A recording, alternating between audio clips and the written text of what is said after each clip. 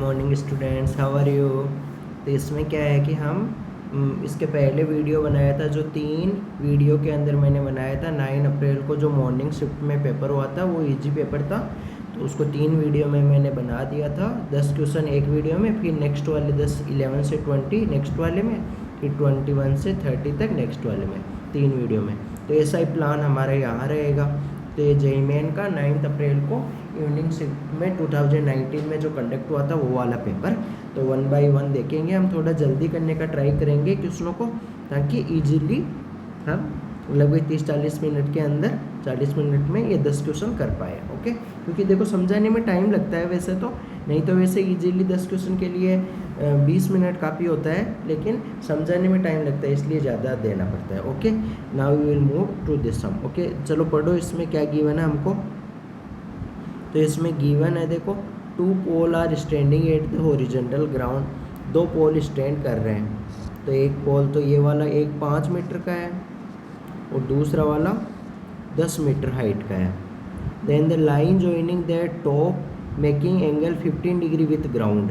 Okay, तो इनके tops को ज्वाइन करने वाली लाइन, तो इनके टॉप्स को ज्वाइन करने वाली लाइन कौन सी होगी? ये वाले पॉइंट को ये वाले पॉइंट से ज्वाइन करने वाली लाइन ग्राउंड के साथ 15 डिग्री बना रही है। तो ग्राउंड के साथ 15 बनाएगी तो ये वाला एंगल भी कितना होगा? 15 डिग्री होगा, है ना। ये वाला 15 है। कैसे कि इसको बढ़ाएंगे, ये पैरेलल है, इसको आगे बढ़ाएंगे तो ये वाला 15 होगा, तो ये वाला भी 15 होगा। क्यों? Corresponding angle. ओके, तो अब आगे क्या गिवन है?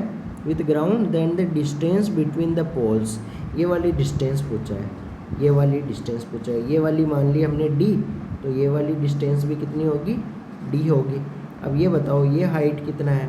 ये टोटल 10 है। 10 में से ये वाला हाफ कितना हो गया? 5। तो 10 में से ये टोटल 10 है, 10 में से ये आधा वाला घटा दो, तो ये वाला डिस्टेंस कितना हो जाएगा? यहाँ से लेके यहाँ तक का वो हो जाएगा 5 हो जाएगा। अब हमको फॉर्मूला, ये राइट एंगल ट्राइंगल की प्रॉपर्टी लगा दो। 5/d perpendicular upon base equal to 10 15। 10 15 कितना होता है? 10 15 होता है 2 - √3। ये कैसे होता है? उसके लिए ट्रिगोनोमेट्री वगैरह आना जरूरी है। d को उधर ले जाओ, इसको नीचे ले जाओ, तो d इक्वल टू कितना हुआ? 5/2 - √3। रेशनलाइजेशन कर लो, 2 + √3 और नीचे भी 2 + √3 से मल्टीप्लाई। नीचे क्या हुआ? a minus B, a plus B हो गया। तो नीचे तो 2 का स्क्वायर 4, 4 - √3 का स्क्वायर 3, तो 1 हो गया। तो नीचे 1 हो गया, ऊपर क्या आया? तो d का वैल्यू कितना आया? d इक्वल टू आया 5 × 2 + √3। तो which option is correct? Option A is correct. Now we will move to next sum. ये आसान क्वेश्चन था। अब ये 10 का वैल्यू कैसे आया? उसके लिए ट्रिगोनोमेट्री का ये वाला वैल्यू कैसे है? ट्रिगोनोमेट्री का क्लास नोट्स वगैरह रिवाइज कर लो, या मेरे से लाइव क्लास वगैरह चाहिए तो तुम कमेंट सेक्शन में पोस्ट कर सकते हो, या फिर मैं अपने चैनल पे प्रोवाइड कर दूंगा मेरे नंबर, उन पे कांटेक्ट कर सकते हो। मैं पूरा जेईई का syllabus with in limited time तुमको कवर करवा दिया जाएगा। और ये मेरी गारंटी रहेगी कि तुमको 25 क्वेश्चन में से जेईई मेन में तुम्हारे मोर देन 20 मैथमेटिक्स में सही हो। Now we will move to next sum. ये हो सकता है थोड़ा लेंथी क्वेश्चन हो। इसमें क्या गिवन है? 3 इक्वेशन गिवन है और उनका नॉन ट्राइवल सॉल्यूशन है। नॉन ट्राइवल सॉल्यूशन के लिए d = 0 होती है कंडीशन। तो ये d = 0 लगाओ। फर्स्ट वाली रो में क्या लिखोगे? इस वाले के प्लेन के लिए कोफिशिएंट, तो कोफिशिएंट x का कोफिशिएंट 2, फिर y का कोफिशिएंट 3, z का कोफिशिएंट -1। फिर सेकेंड वाली रो में क्या लिखोगे? इस वाले प्लेन के कोफिशिएंट, x का कोफिशिएंट 1, y का कोफिशिएंट k, z का कोफिशिएंट -2। ऐसे सिमिलरली इसके लिए लिखोगे, तो 2 - 1 1 इक्वल टू d = 0 होता है नॉन ट्राइवल सॉल्यूशन के लिए। कैसे होता है? उसके लिए तुम मैट्रिक्स का क्लास नोट्स वगैरह रिवाइज करो। तो d = 0, तो इसको सॉल्व करो, क्या आता है? चलो जल्दी से कर लेते हैं हम। ऐसे ही बिना प्रॉपर्टी वगैरह लगाए एक्सपेंड कर लो, ताकि आसानी रहेगा, है ना। वैसे लगा दो, एक प्रॉपर्टी तो लगा दो इसमें कि R3 = R3 - या फिर ऐसा करो तुम, ओके हाँ, R3 - R1 कर लो। तो ये क्या बन जाएगा? 2 3 - 1 1k - 2। 2 में से 2 गया तो 0, यानी इस वाले 2 में से ये वाला 2 घटाना है। तो -1 में से 3 गया तो -4 बचेगा, और 1 में से वो ऊपर वाला -1 गया तो यहाँ 2 हो जाएगा।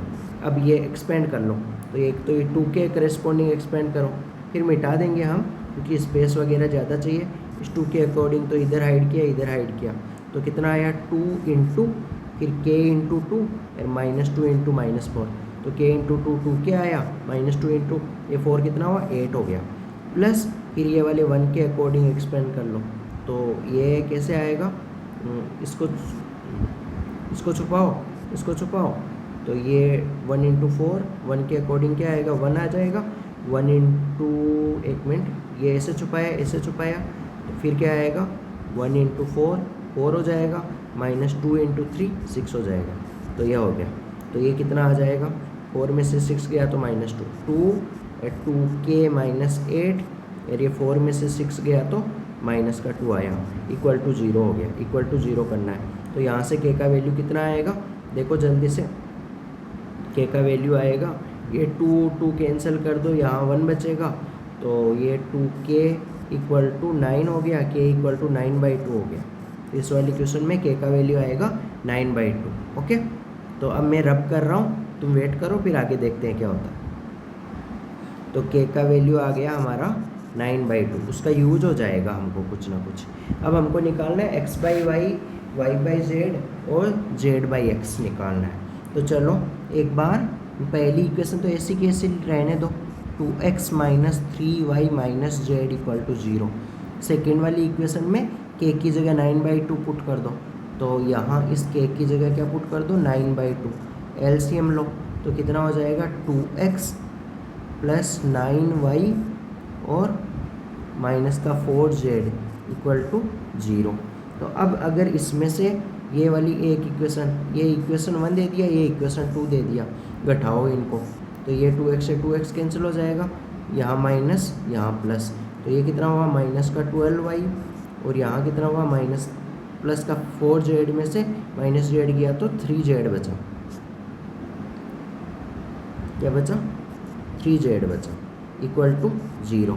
तो यहाँ से y/z कितना आया, y/z आएगा 12/3 आएगा। एक मिनट, y उधर गया और z को नीचे ले गया, 12/3 आएगा या 3/12, ओके सॉरी 3/12 आएगा। तो ये कितना आएगा 3/12 आएगा, तो 3/12 का मतलब कितना हुआ 1/4। तो y/z का वैल्यू आया, मैं यहाँ लिख देता हूँ, y/z का वैल्यू आया हमारा 1/4, क्योंकि ये हमको चाहिए होता है। अब आगे इसको मैं मिटा रहा हूँ, नोट कर लेना।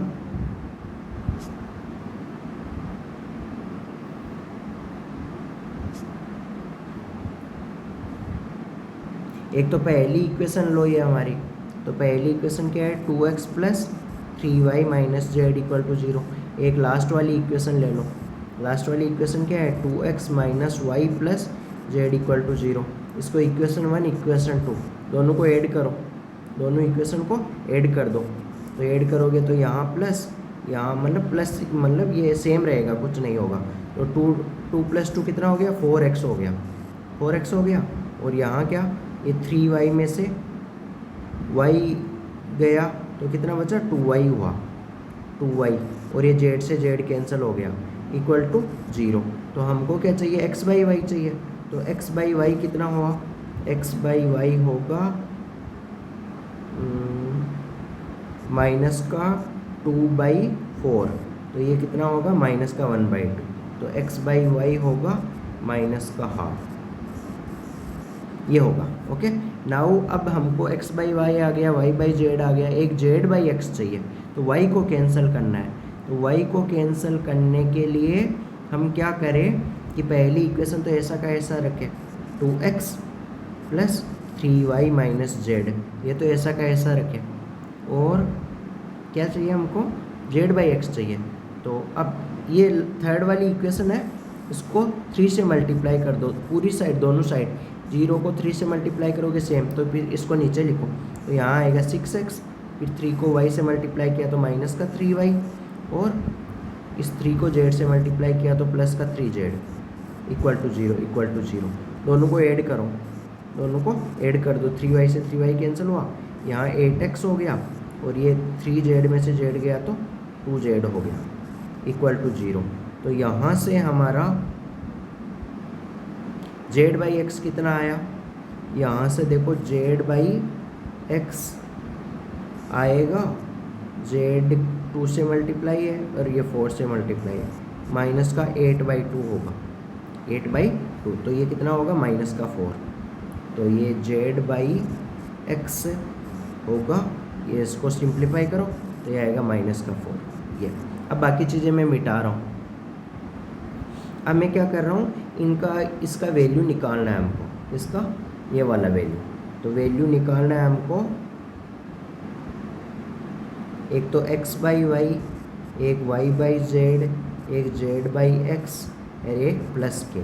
तो x बाई वाई का वैल्यू तो कितना आया था हमारा माइनस का हाफ, y बाई जेड का प्लस का 1/4, z बाई एक्स का माइनस का 4, k का वैल्यू 9/2। ओके, तो सिंप्लीफाई करना है इसको, ये सिंप्लीफाई करोगे तो कितना आएगा बताओ, तो मैं ये 9/2 की जगह क्या पुट कर देता हूँ, 2 से डिवाइड करो, 4 + 1/2 कर देता हूँ, तो ये 9/2 की जगह हटा दिया उसको, 4 + 1/2, 4 से 4 कैंसिल हो गया, 1/2 से 1/2 कैंसिल हो गया, कितना बचा 1/4। तो देखो कौन सा ऑप्शन करेक्ट है, 1/4। तो यार इसमें सेकेंड वाले में शायद कुछ गलती हो गया है हमारा, है ना, तो वो देखना पड़ेगा तुमको क्या गलती हो गया है, तो तुम देखना। तरीका होता है कि मैं इन सब सम्स को फर्स्ट टाइम ही ट्राई कर रहा हूँ यहाँ, तो हो सकता है कुछ कैलकुलेशन वगैरह कुछ मिस्टेक हो जाए, तो तुम अपने से ट्राई करके देखना, तुमको इसका सही आंसर बता देता हूँ। इसका सही ऑप्शन आएगा option A is the correct option. Okay, तो देखो ये पहला वाला वैल्यू तो, एक मिनट, ये पहला वाला वैल्यू तो तुम्हारा आएगा प्लस का हाफ, दूसरा वाला वैल्यू आएगा माइनस का हाफ, और ये वाला वैल्यू आएगा तुम्हारा जो माइनस का 4, और ये लास्ट वाला वैल्यू आएगा 9/2। तो ये तो सही किया था हमने, हाँ सॉरी हमने कैलकुलेशन मिस्टेक कर दिया था, क्योंकि 9/2 को हमने क्या लिखा था 4 + 1/4, तो 4 + 1/2 है, तो इसकी जगह पुट करो 4 + 1/2, तो ये 4 से 4 गेट कैंसिल हुआ, ये से ये गेट कैंसिल हुआ, कौन सा ऑप्शन करेक्ट हो गया, ऑप्शन ए।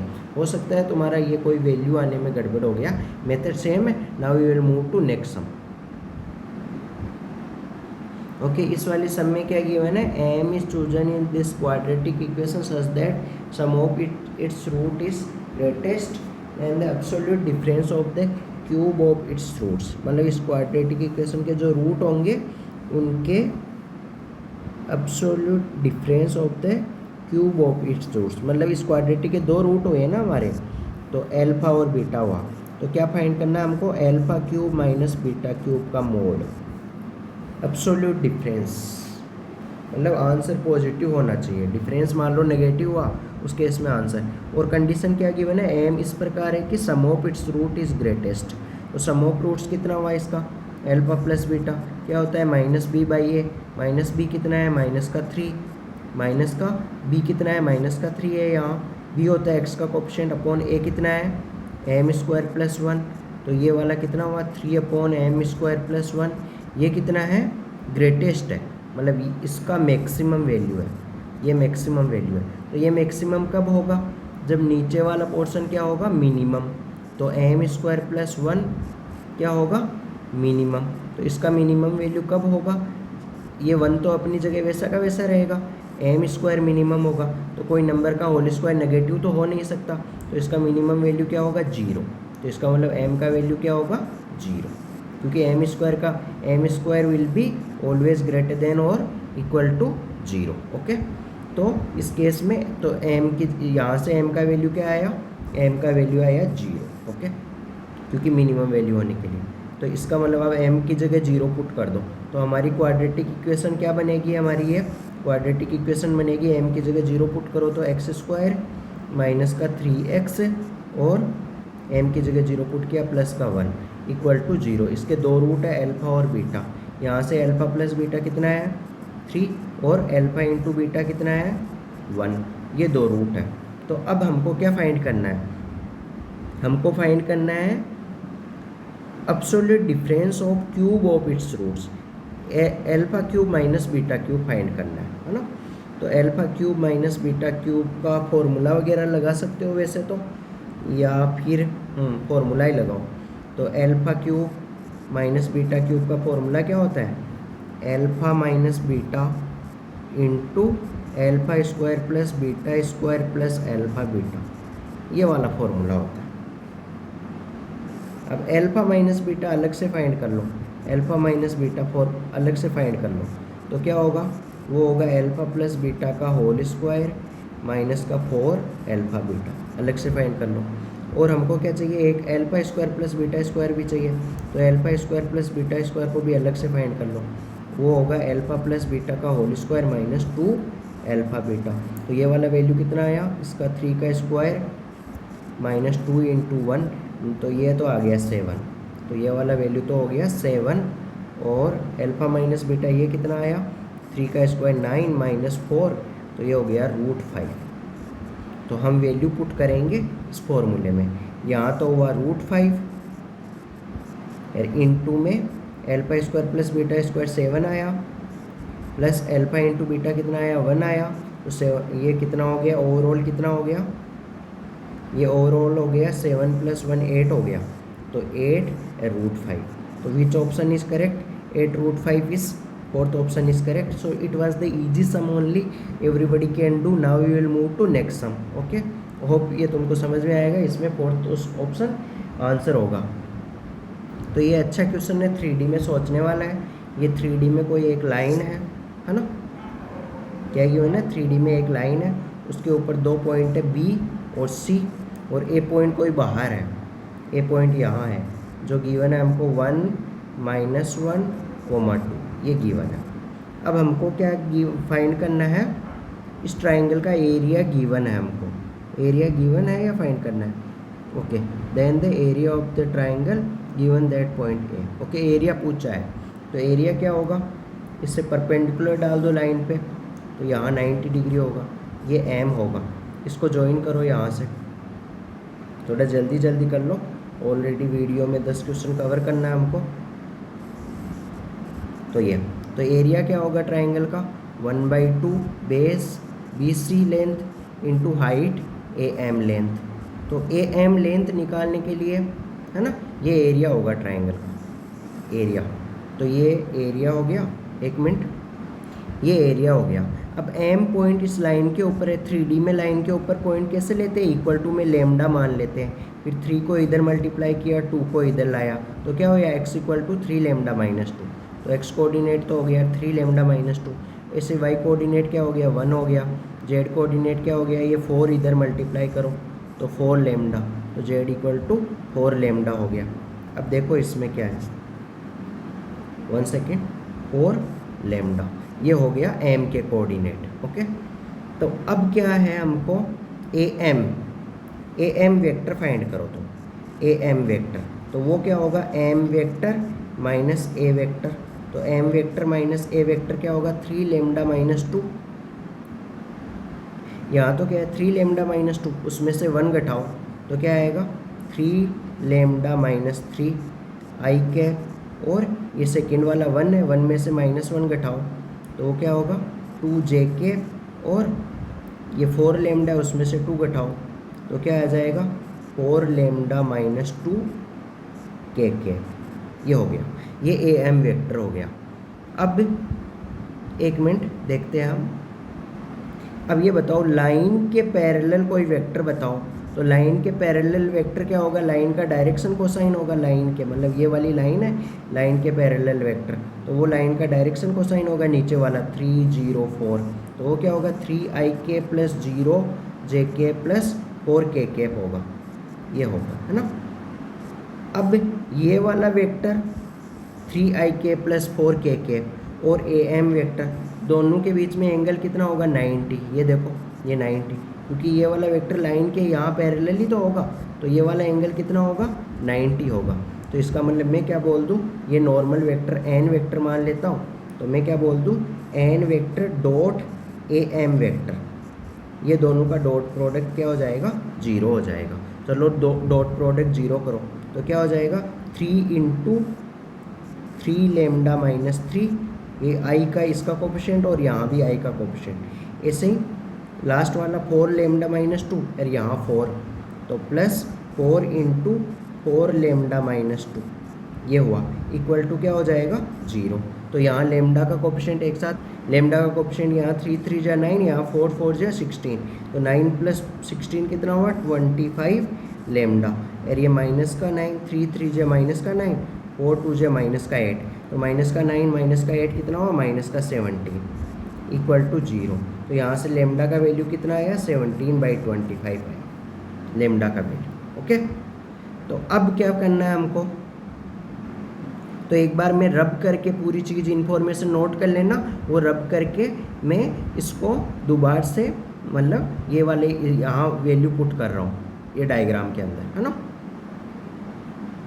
तो लेमडा का वैल्यू ये 17/25 आया था, वो इस एम के कोऑर्डिनेट में पुट करो तो क्या आएगा 3 × 17/25 माइनस 2, यहाँ 1, यहाँ 4 × 17/25, ये एम का कोऑर्डिनेट हो गया। अब देखो इसमें कैलकुलेशन है, मैं कैलकुलेशन वाले देखो जो क्वेश्चन तुमसे हो सकते हैं अब, तो हो सकते हैं क्या 1/2 ये फॉर्मूला लगाना है BC length into AM length. अब देखना 1/2 BC लेंथ हमको क्वेश्चन में गिवन है ये 5 इंटू AM लेंथ, ये M का कोऑर्डिनेट आ गया, A का कोऑर्डिनेट गिवन है, डिस्टेंस फॉर्मूला अभी फालतू में बहुत ज़्यादा टाइम ख़राब होगा तो वो वाला यहाँ पुट करना और फिर लास्ट में चेक कर लेना तुम्हारा आंसर आ जाएगा। तो फोर्थ का मैं आंसर बता देता हूँ तुमको, फोर्थ ऑप्शन में सेकंड ऑप्शन आंसर आएगा, फोर्थ में सेकंड वाला आएगा। Now we will move to next sum. Okay, वैसे थोड़ा कैलकुलेशन है तो कैलकुलेशन वाला तुम अपने से करो। इसमें क्या गिवन है, ये इक्वेशन गिवन है हमको और इसमें ये दो कंडीशन गिवन है। वाई ऑफ अंदर क्या है, ये x का वैल्यू है, x का वैल्यू जब π/3 पुट करेंगे तो y का वैल्यू, ये 0 किसका वैल्यू है y का वैल्यू है। तो इसमें थोड़ा इसको करो देखे क्या कैसे कर सकते हो,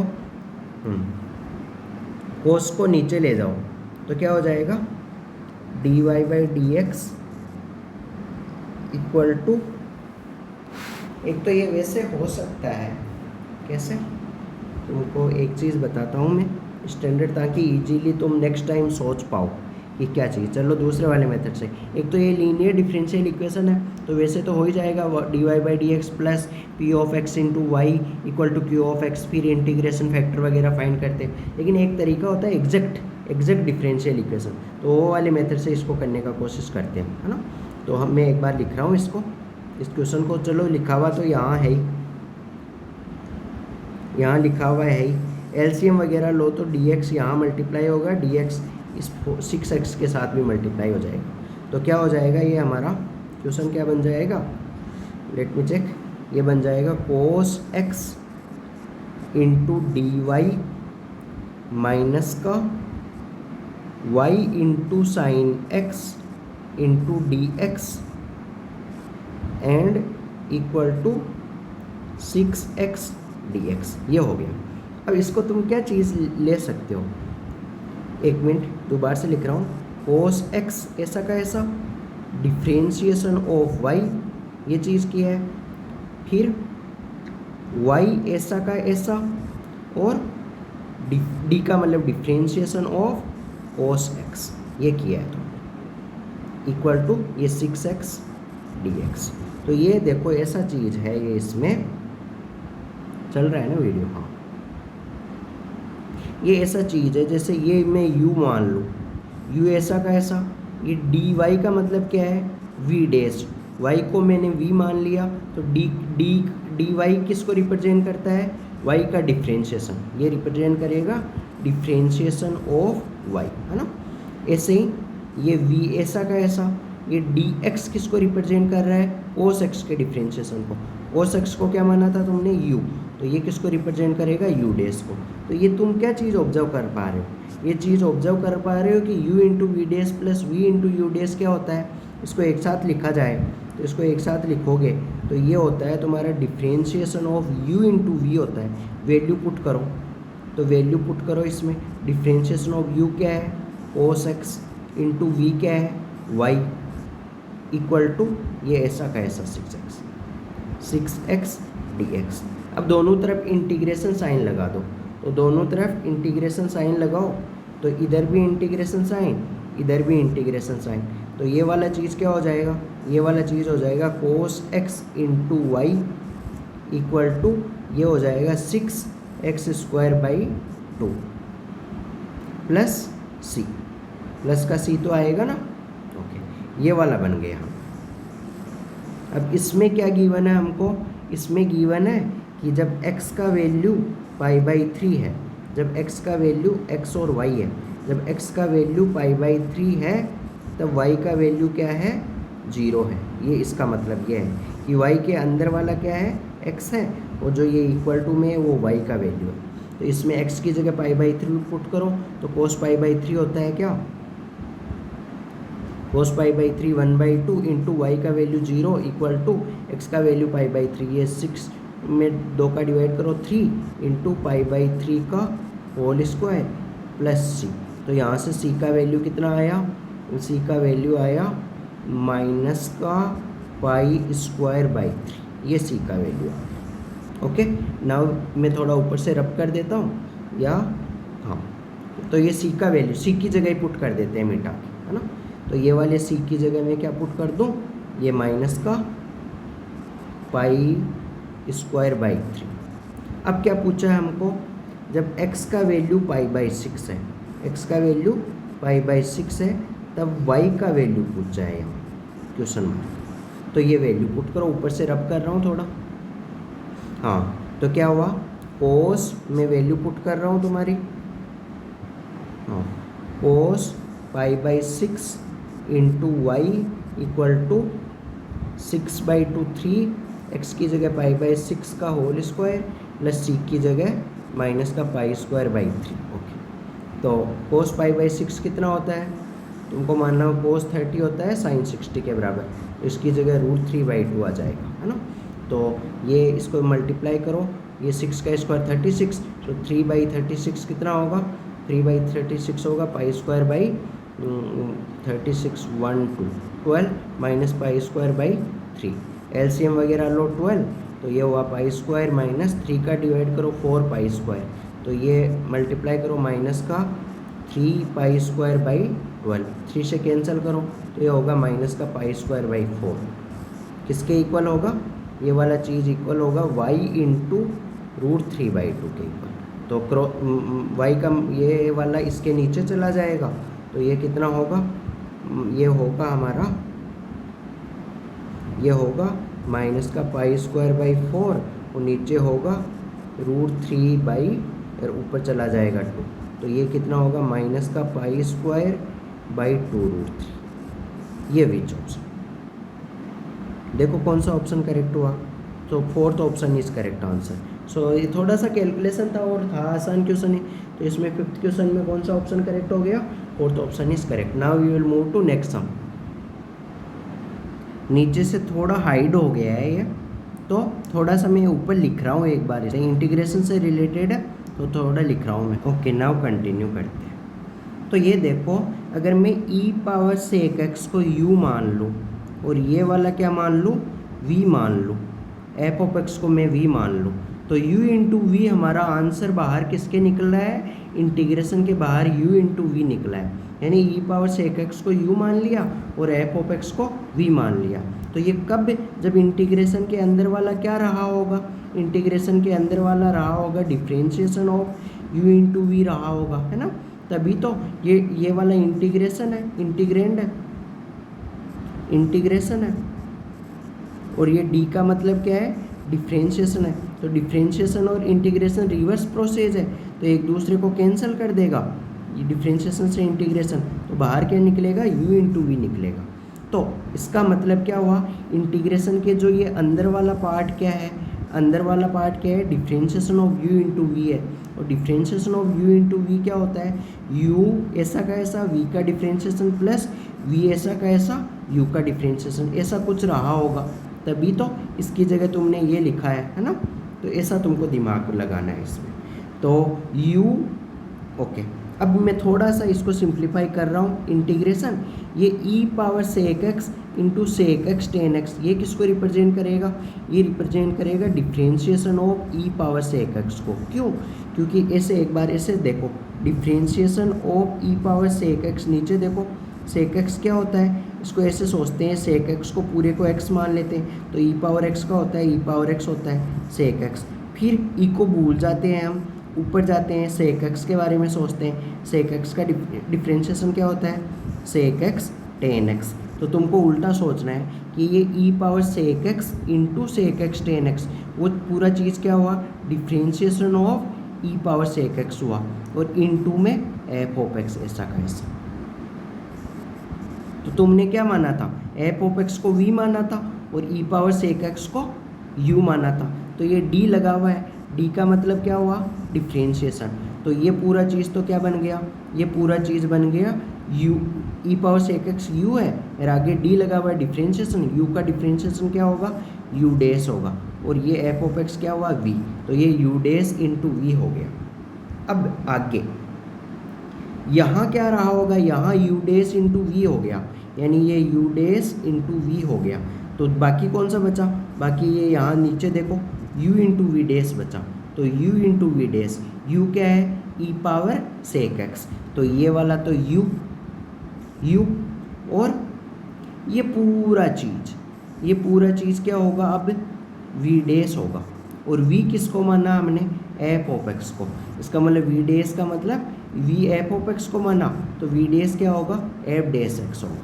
तो एफ डैश एक्स कितना आया, ये पूरा चीज़ आया, उसी से हमको एफ ऑफ एक्स मिलेगा। तो आगे देखते हैं हम एक, अब इतना था, बाकी सब मैं रब कर देता हूँ। हमको क्या इन्फॉर्मेशन मिला कि जो ये मैं ब्लू कलर से बंद कर रहा हूँ, ये वाला पोर्शन जो ब्लू कलर से बंद कर रहा हूँ, sec square x plus sec x into tan x, ये वाला किसका वैल्यू है, एफ डैश एक्स का वैल्यू, किसका वैल्यू है, एफ डैश एक्स का वैल्यू है। बाकी चीज़ों को अच्छे से समझ लो और नोट कर लो। हाँ, तो एफ डैश एक्स कितना आया हमारा, एफ डैश एक्स आया ये वाला जो ब्लू कलर से बंद किया है, sec square x plus sec x into tan x. हमको निकालना क्या है, एफ ऑफ एक्स निकालना है, वी है ना। तो इंटीग्रेशन करोगे, इधर भी इंटीग्रेशन, तो ये इंटीग्रेशन कितना हो गया, f square x. Sec square x का इंटीग्रेशन कैसे सोचना है, सेक स्क्वायर एक्स किसका डिफ्रेंशिएशन होता है, तो तुमको मालूम है टेन एक्स का डिफ्रेंशिएशन सेक स्क्वायर एक्स होता है। फिर sec x into tan x, ये पूरे का इंटीग्रेशन करना है। Sec x into tan x इसका डिफ्रेंशिएशन होता है, वो सेक एक्स का होता है, प्लस का क्या आएगा, सी आएगा। सी का वैल्यू तो कुछ भी हो सकता है, तो आंसर क्या आएगा, tan x plus sec x plus c, c का वैल्यू कुछ भी हो सकता है। तो ऐसा देखो कौन सा में है, option B is the correct option. Okay, second option हमारा करेक्ट आंसर हो गया है, क्योंकि बाकी में देखो एक्स है, यहाँ भी फोर्थ ऑप्शन में एक्स है, फर्स्ट ऑप्शन में sec x minus tan x है, थर्ड ऑप्शन में एक्स है, तो इसलिए क्या होगा, कौन सा ऑप्शन करेक्ट हो गया, second option is the required answer. Now we will move to next sum. ये थोड़ा सा अच्छा क्वेश्चन था, मतलब जिसमें थोड़ा सोचना था तुमको। ऐसे बहुत सारे क्वेश्चन पूछे गए हैं जेई में। इस वाले क्वेश्चन में क्या है, sum of the three consecutive coefficient of this thing, 1 plus x power n का। तो वो वाले कोएफिशिएंट तुम कंजिगेटिव ये मान लो, n c r minus one, और नेक्स्ट वाला एन सी आर, और उसके नेक्स्ट वाला n c r plus one, ये वाले मान लो। तीन कोएफिशिएंट का रेशियो गिवन है, है ना, 2, 15 और 70। Then the average of these three coefficient ये गिवन है। तो ये मतलब इनका रेशियो गिवन है, मतलब यहाँ ऐसे रेशियो ऐसे लिखते हैं ना, रेशियो, ये रेशियो, फिर यहाँ ये डबल आता है, फिर 2, 15 और 70, तीन कंजिगेटिव टर्म्स। तो देखो ना, r minus one, r plus one लगातार है, ये जैसे 1 हुआ तो ये 2 हो जाएगा और ये 3 हो जाएगा, एक एक ऐड करने पे आ रहा है। तो ये वाला चीज़ ये गिवन है। अब अगर हम पहले दो टर्म को डिवाइड करें, पहले दो टर्म को डिवाइड करो, तो क्या किस किस को डिवाइड कर रहे हो, एन सी आर में डिवाइड कर रहे हो, n c r minus one का। एक बार थोड़ा सा सोल्व कर लो, n factorial upon r factorial into n minus r factorial. ऐसे नीचे वाले को सोल्व करो, तो नीचे वाला क्या आएगा, यहाँ n factorial upon r minus one का फैक्टोरियल, और यहाँ क्या आएगा, एन इसमें से ये घटा दो, तो n plus one minus r का फैक्टोरियल ये आएगा। तो अब ये देखो n फैक्टोरियल से n factorial will get cancel, और ये r-1 से r फैक्टोरियल तो r बचेगा, और ये इससे ये वाला गेट कैंसिल, तो यहाँ बचेगा n+1 माइनस r, तो ये वाला चीज़ ऊपर चला जाएगा, तो n+1 माइनस r, और नीचे क्या बचेगा, नीचे बचेगा यहाँ केवल r बचेगा, तो ये वाला चीज़ आया। तो तुम चीज़ क्या ऑब्जर्व कर रहे हो। अब मैं थोड़ा इसको मिटा के एक बार मैं लिख देता हूँ दोबारा से, यानी तुमने क्या किया था, NCr अपॉन NCr-1 किया था, तो उसका नीचे क्या आया था, r आया था, ऊपर क्या आया था, n+1 माइनस r आया था, ये आया था। तो तुम कैसे चीज़ ऑब्जर्व कर रहे हो, ये चीज़ ऐसे ऑब्जर्व कर रहे हो कि यहाँ जो नीचे है ना बड़ा वाला, ये r-1 और r में से बड़ा वाला क्या है, r, तो वो तो यहाँ नीचे आ रहा है, और इस वाले नंबर का इसमें से ये घटाओ, n में से ये r-1 घटाओ, तो क्या आएगा, n में से घटाओ r-1, तो वो क्या हो जाएगा, n+1 माइनस r, वो कहाँ आएगा, ऊपर आएगा। सही है, तो ये चीज़ है, तो ये चीज़ क्या बना, ये सेकंड वाला टर्म है, ये फर्स्ट वाला टर्म है। सेकंड वाला यहाँ क्या है 15, यहाँ 2, तो 15/2 हो गया। तो एक इक्वेशन तो ये हो गई। क्रॉस मल्टीप्लाई कर लो इसको, तो क्रॉस मल्टीप्लाई करोगे तो एक तो इक्वेशन ये हो गई n और r में, ये इक्वेशन 1 हो गई। दूसरी इक्वेशन तुम फाइंड करो किससे, ये थर्ड वाले टर्म को n अलग कलर से ले लेते हैं, ये NCr+1, NCr+1 में डिवाइड करो, सेकंड वाले का डिवाइड करो, NCr, तो इसका आसान तरीका है, r और r+1 में बड़ा कौन सा, r+1, तो वो तो नीचे आ गया, ये नीचे आएगा, और इसमें से ये घटाओ, तो n में से r घटाओ तो n-r ऊपर आ जाएगा। चाहिए तुम अपने से करके देख लेना। ये तो ये कौन सा है, लास्ट वाले में सेकंड लास्ट, तो लास्ट वाला क्या है 70, 70 ने 15 का डिवाइड, तो ये किसके इक्वल होगा, ये वाला किसके इक्वल होगा, 70/50। अब मैं एक बार दोबारा से लिख रहा हूँ इस चीज़ को मिटा के बाकी चीज़ों, है ना, सॉरी यहाँ 50 नहीं था 15 था, है ना, तो ओके, तो ये यहाँ मिटा दिया। ये ऊपर वाली को इक्वेशन 2 दे दो, ये इक्वेशन 2 हो गई। अब इक्वेशन 1 और 2 से हमको n और r का वैल्यू निकालना है ना, तो फिर क्या निकालना है, फिर तीनों टर्म्स वगैरह बाद में निकालेंगे, तो पहले n और r का वैल्यू यहाँ से निकालो। तो चलो क्रॉस मल्टीप्लाई करो, तो यहाँ ऊपर कितना आएगा, 2n + 2 - 2r = 15r, इसको इधर ले जाओ तो 17r = क्या आया, 2n + 2 आया, ये आ गया। और इसको भी मल्टीप्लाई करो, एक बार तुम 5 से कट कर दो, 5 × 3 = 15, 5 से ऊपर कट किया तो 5 × 5 2 बच्चा, 5 का 20, 14, तो क्रॉस मल्टीप्लाई करो इसको, तो क्या हो जाएगा, 3n - 3r इक्वल टू हो जाएगा 14r + 14, ये हो जाएगा। तो ये 3 को उधर ले जाओ तो कितना हो जाएगा, 17r, 14 को इधर ले जाओ = 3n - 14, ये हो गया 17r = 3n - 14।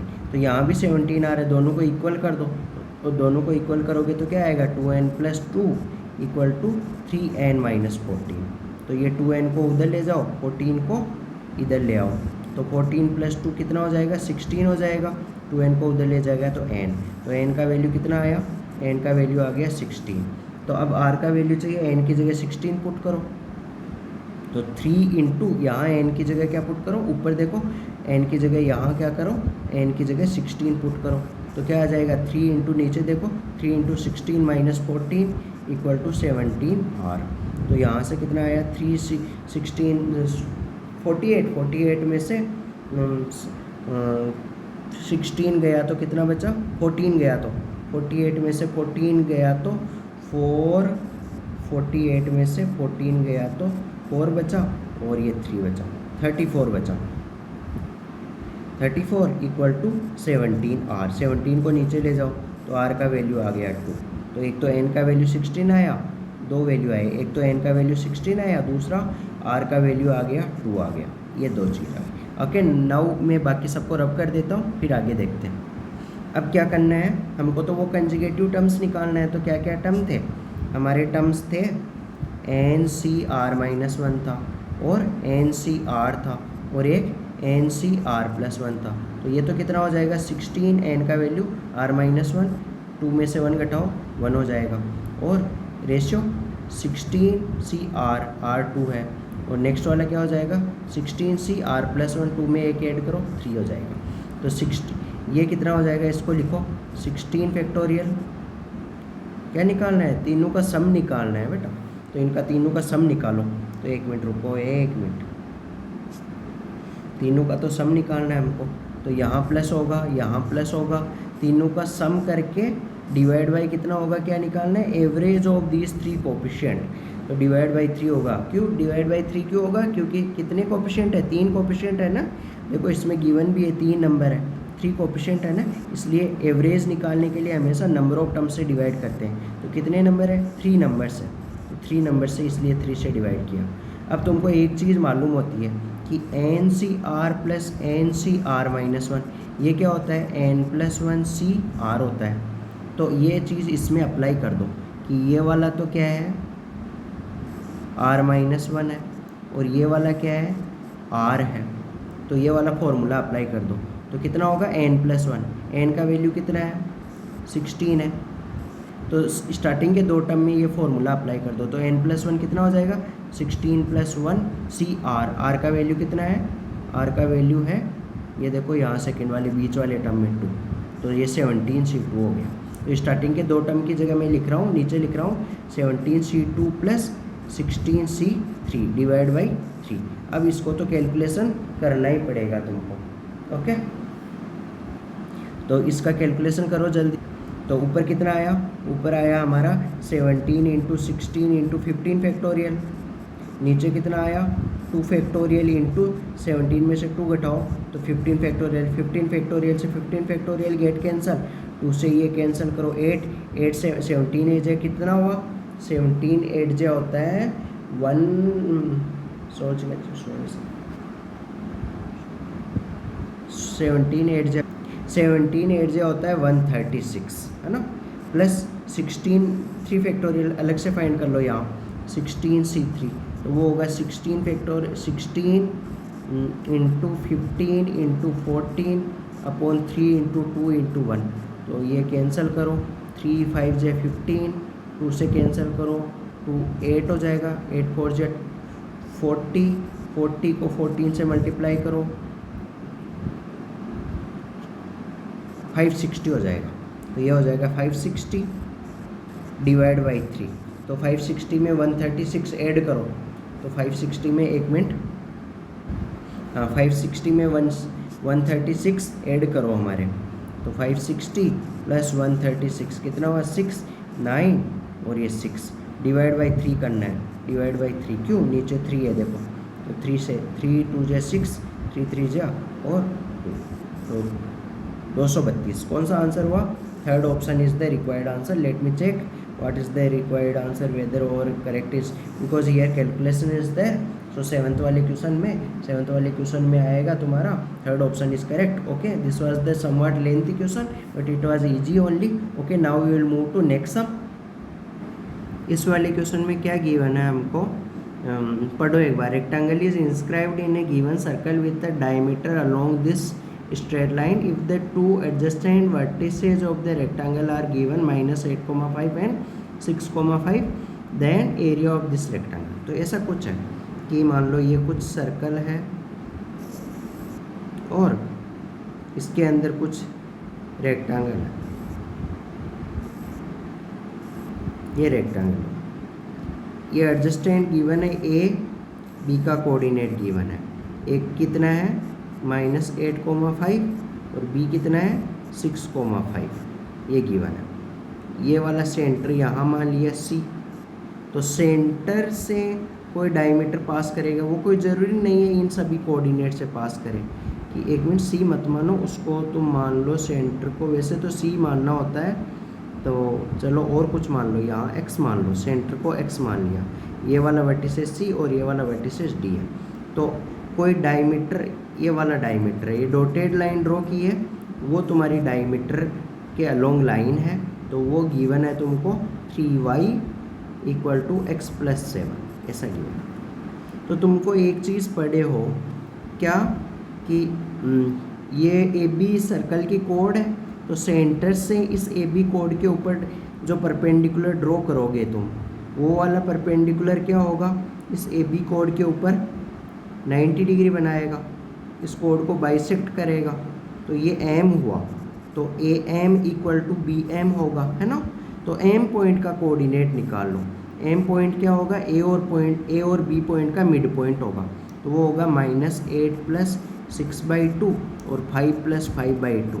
तो ये एम पॉइंट का कोऑर्डिनेट कितना आ जाएगा, -8 + 6 तो -1,5 हो जाएगा एम पॉइंट का कोऑर्डिनेट। अब ये देखो ए बी लाइन क्या है, यहाँ ए बी लाइन क्या है, ए बी लाइन का वाई कोऑर्डिनेट देखो दोनों सेम है, एक्स कोऑर्डिनेट ओनली वेरी कर रहा है। तो ए बी लाइन क्या है, पैरेलल टू एक्स एक्सिस, और जो ये तुम्हारी ये यहाँ मान लो वाई, तो जो ये वाई एम लाइन है, डॉटेड लाइन जो रेड कलर से ड्रॉ की है मैंने, वाई एम लाइन है, तो वाई एम लाइन है जो परपेंडिकुलर है ए बी के, तो इसलिए Y M will be parallel to what, parallel to Y axis, Y axis के पैरेलल होगी। तो वाई एम वाई एक्सिस के पैरेलल होगी, तो इसका मतलब वाई एक्सिस के पैरेलल लाइन के ऊपर, एक मिनट सॉरी, हाँ, वाई एक्सिस के पैरेलल लाइन के ऊपर क्या खास बात होती है, वाई एक्सिस के पैरेलल लाइन पे जो एक्स कोऑर्डिनेट हमेशा सेम रहता है, जैसे 1 हुआ तो 1,2, यहाँ 1,4 है ना, तो इसलिए जो एम पॉइंट का एक्स कोऑर्डिनेट -1 होगा वही इस एक्स पॉइंट का एक्स कोऑर्डिनेट होगा। तो एक्स पॉइंट का एक्स कोऑर्डिनेट क्या होगा, -1 ही होगा, और एक्स पॉइंट का जो वाई कोऑर्डिनेट है मैं मान ले रहा हूँ वाई है, एक्स पॉइंट का एक्स कोऑर्डिनेट तो -1, क्यों, क्योंकि जो एम पॉइंट का एक्स कोऑर्डिनेट होगा वही एक्स पॉइंट का एक्स कोऑर्डिनेट होगा। सिंस ये वाला पॉइंट इस लाइन में, डायमीटर वाली लाइन में क्या करेगा, सेटिस्फाई करेगा, तो उसको क्या करेगा, ये सेटिस्फाई करा दो, चलो करवाओ उसको सेटिस्फाई। 3y क्या हुआ, 3y = एक्स की जगह क्या है, एक्स की जगह -1 पुट कर दो, तो -1 + 7, तो यहाँ से क्या आया, 3y = 6 आया, तो इसका मतलब y का वैल्यू कितना आया, y का वैल्यू आया 2, y का वैल्यू क्या आया 2, तो इसके सेंटर का कोऑर्डिनेट क्या हो गया, -1,2। अब मैं बाकी इन्फॉर्मेशन रब कर रहा हूँ, उसको नोट कर लेना, समझ लेना, कोई डाउट है तो कमेंट सेक्शन में पोस्ट कर देना, I will clarify when ever I will be free, okay.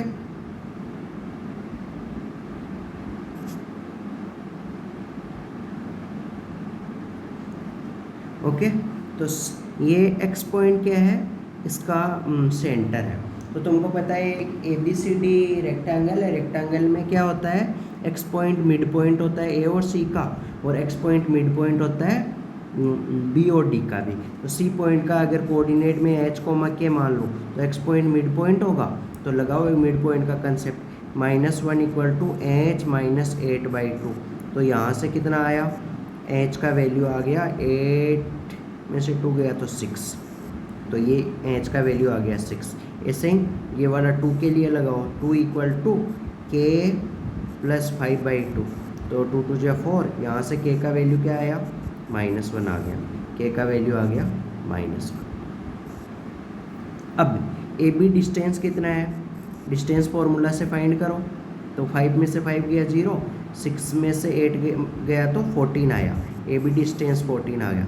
BC distance find करो डिस्टेंस फॉर्मूला से, एक्स कोऑर्डिनेट सेम है, 5 में से -1 गया तो 6 हो गया, तो ये 6 हो गया।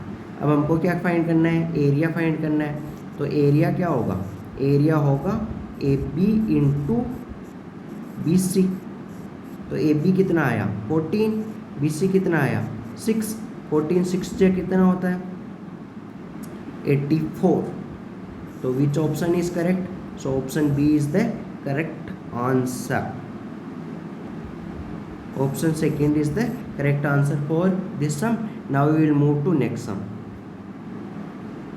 इसमें क्या गिवन है, एक वेक्टर है जो एक्स एक्सिस के साथ ये वाला एंगल बनाता है, तो ये अल्फा है, और वाई एक्सिस के साथ जे के साथ ये वाला बीटा हो गया, और के साथ एंगल पूछा है थीटा, थीटा होता है गामा, तो हमको पता है आइडेंटिटी 3D में पढ़ाई जाती है, cos square alpha plus cos square beta plus cos square gamma equal to 1 होता है ना। L square plus M square plus N square equal to 1 होता है ना। तो एल होता है कोस अल्फा, एम होता है कोस बीटा और एन होता है कोस गामा। अल्फा होता है एक्स एक्सिस के साथ एंगल, आई कैप का मतलब एक्स एक्सिस, और जे कैप का मतलब वाई एक्सिस, और के कैप का मतलब जेड एक्सिस।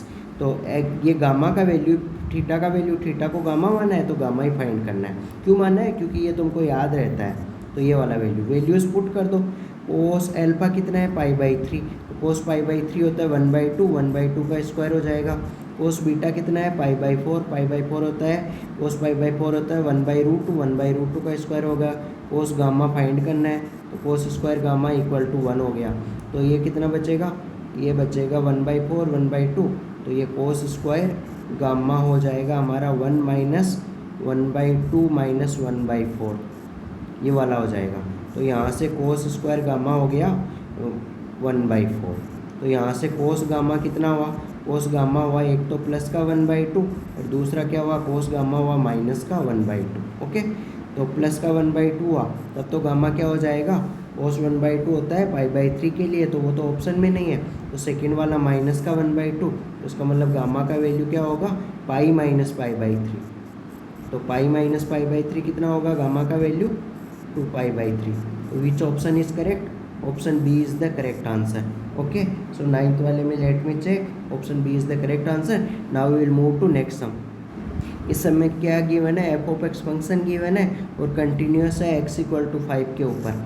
तो जब भी कंटिन्यूस वाली कंडीशन लगाते हैं, R H L equal to L H L लगाते हैं, तो आर एच एल देखते हैं। तो आर एच एल का मतलब क्या होता है? Right hand limit.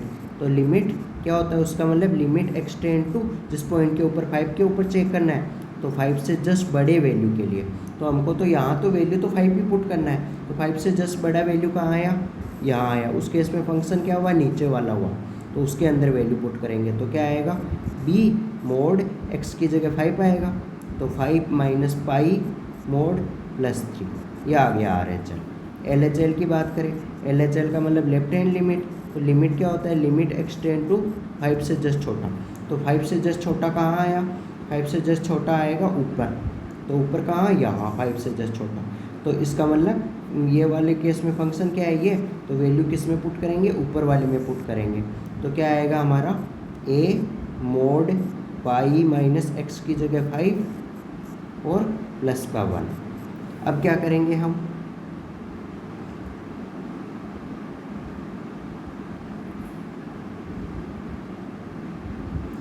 L H L और आर एच एल दोनों आपस में इक्वल है। क्यों? क्योंकि गिवन है हमको फंक्शन कंटिन्यूस है, तो दोनों को आपस में इक्वल कर दो। तो बी 5 माइनस पाई और प्लस 3 इक्वल टू ए, इसको भी मोड के बाहर माइनस कॉमन ले लो, तो माइनस कॉमन नहीं जाएगा, तो ये भी 5 माइनस पाई बना दो प्लस 1। ओके, तो ये क्या करो, हमको ए माइनस बी पूछा है ना, तो ये वाले टर्म को उधर ले जाओ। कौन से वाले टर्म को? एक मिनट, ये वाले बी वाले टर्म को उधर ले जाओ और ये 1 को इधर ले आओ। तो 1 को इधर लाओ तो 3 माइनस 1 हो जाएगा, और उसको उधर ले जाओ तो ए माइनस बी हो जाएगा, और कॉमन आ जाएगा मोड 5 माइनस पाई। तो ये इसको नीचे ले जाओ तो कितना हो जाएगा? ए माइनस बी का वैल्यू, ए माइनस बी का वैल्यू हो जाएगा 2 upon mode 5 minus pi. So which option is correct? 2 upon mode 5 pi minus 5 या 5 माइनस पाई, एक ही बात है, तो तुमको देखना पड़ेगा वो तो।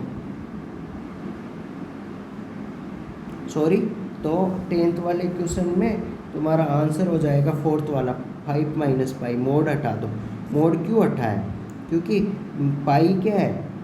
5 में से पाई 3.14 होता है, तो 5 में से 3.14 घटाओ, वो तो एक पॉजिटिव वैल्यू आएगा। तो कौन सा ऑप्शन होगा? 4th option is the correct answer, क्योंकि मोड डायरेक्टली हट जाएगा। तो अब देखो, पेपर से रिलेटेड कोई भी तुमको डाउट हो वो कमेंट सेक्शन में पोस्ट कर सकते हो, डिस्कशन से रिलेटेड। और ये क्वेश्चंस मैं कैसे जल्दी कर पा रहा हूँ, मतलब वीडियो में समझाने के लिए बहुत टाइम लगता है, और वैसे ये तुम्हारा 1 आवर का paper with in half an hour complete किया जा सकता है। तो ये मेनी स्टूडेंट जिनको मतलब 30 क्वेश्चन में से 20 क्वेश्चन और मोर देन 20 क्वेश्चन करेक्ट होने के चांस बनते हैं, उसके लिए तुम लाइव क्लास वगैरह कंडक्ट करवा सकते हो। तुमको किसी भी तरह का डाउट हो ओलंपियाड से रिलेटेड, KVPI से रिलेटेड, JEE मेन से रिलेटेड, JEE एडवांस से रिलेटेड, कोई भी डाउट्स हो वो तुम्हारे लाइव क्लास में क्लियर वगैरह कर दिए जाएंगे। और तुम्हारा किसी भी कोचिंग में पढ़ रहे हो, Allen, Resonance, FIITJEE, career point और बड़े बड़े कोचिंगों में या छोटे लोकल कोचिंग में किसी में भी पढ़ रहे हो, तुम्हारा कोई भी डाउट्स होगा वो विद इन मिनिमम टाइम में मतलब ड्यूरिंग लाइव क्लास में क्लियर कर दिया जाएगा। JEE का कोई भी क्वेश्चन पूछोगे ना कहीं से भी, कोई भी मॉड्यूल में, वो विद इन, क्योंकि मेरे खुद के JEE वगैरह में मार्क्स थे मतलब 128 में से मैथ्स में मार्क्स थे 115 थे, तो वो ऑलमोस्ट फुल ही थे, मतलब कुछ गलत वगैरह नहीं हुआ था। एक क्वेश्चन गलत हुआ था तो उसका नेगेटिव मार्किंग मिला के 5 मार्क्स कट गया था। ओके, तो अब देखो, तो बहुत ईजी है मार्क्स वगैरह लाना JEE मेन में। तो एडवांस के लिए ज़रूर हाई लेवल के क्वेश्चन करवाने होते हैं, तो वो तो बात की बात है, पहले मेंस में अच्छे से अच्छा रैंक आए। Okay, thank you, God bless you, I think you will contact me soon. Okay, तो तुमको मिनिमम रेट में प्रोवाइड कर दिया जाएगा और तुम ज़्यादा स्टूडेंट ऐड करोगे तो हो सकता है तुमको फ्री में भी करवा दिया जाएगा। Okay, thank you, God bless you, share and subscribe our channel, thank you.